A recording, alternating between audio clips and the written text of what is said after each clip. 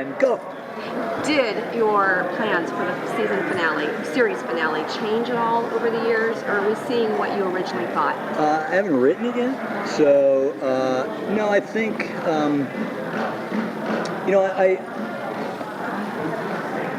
I was very aware coming into this season that I wasn't writing the final season, I was writing the next season, so I don't think of it in terms of, oh, this is the final season, am I going to get to that place?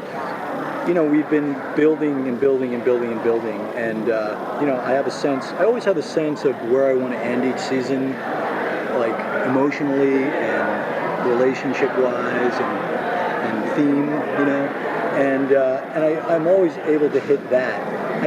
I'm never quite sure how I'm going to get there in terms of narrative, because I try to leave that loose. So I have a great team of writers, and as we break each episode, the A story, the big action narrative engine, will tweak things a little bit and take things in a different direction. We'll go, oh, that's cool, let's try that.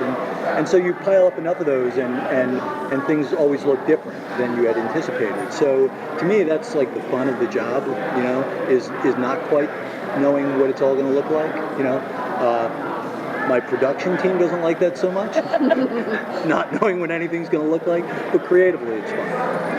There's always kind of a villainous element. Said the guy with the twirling mustache. Yes, exactly.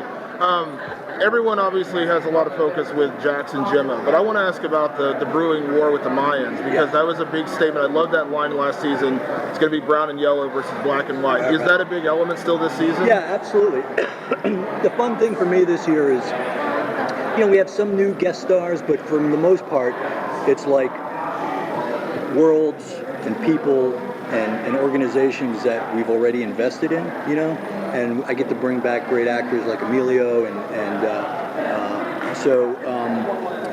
and that is definitely, and it really mirrors, for me, it really mirrors the relationship that MCs have, from year to year. I don't know, who's beefing with who, because it really changes based on street circumstances. So I love being able to sort of stay real to the world and do all that.